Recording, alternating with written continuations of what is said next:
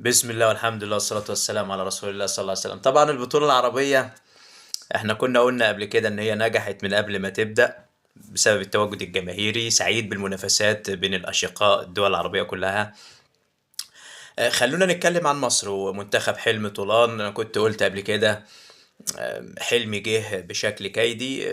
هنا بوريدة الفاسد اللي بيدير الكرة في مصر وضيع الكرة المصرية من كل حاجة، وخلى حتى المدربين اللي بتشتغل والناس بتقول عليها مدربين هم ما بيعرفوش حاجة عن التدريب. وانتوا شفتوا أساء للكابتن حسام حسن اللي أنا مختلف معاه في حاجات كتير ومقتنع تماما ان هو ظاهرة كلاعب، انما كمدرب لسه او مش موهوب. اللي انا عايز اقوله بخصوص حلمي، ربنا وقعه وقال على الكابتن حسام ان هو ما بيعرفش يتكلم، اهو طلع اساء للكويت والاهالينا في الكويت. وانا عايز اقول له يا كابتن حلمي، اي حد بالنسبه لمصر، الكويت، عمان، اي دوله خليجيه او الكلام ده، مصر دوله كبيره. اي نعم، هنا بوريده ضيعها بفساده.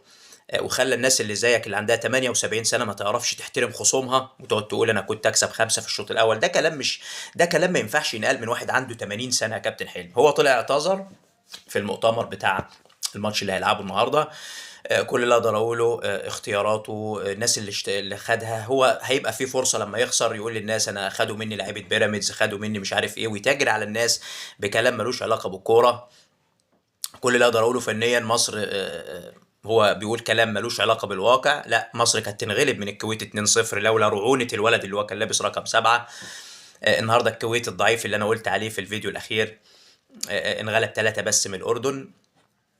كل اللي اقدر اقوله ربنا يستر. لو لعب بنفس التشكيل اللي لعب بيه الماتش الاولاني لازم ابني عليه بعنصرين: السوليه ما يلعبش، لان السوليه ناس كتير بتضحك، يعني ضحكت معايا قوي وتريقوا عليا وبيقولوا السوليه ما يلعبش، يعني كده مستغربين.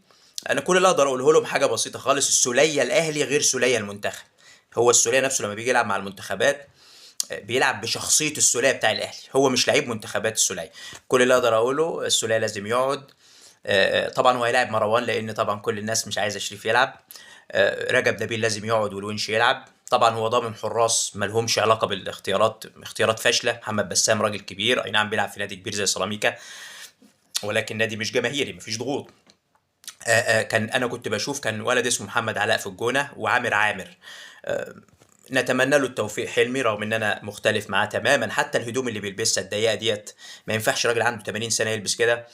ادارته للمباراه، تغييرات وكل حاجه غلط في غلط. ربنا يستر على مصر النهارده وما تنغلبش كتير. شكرا والسلام عليكم.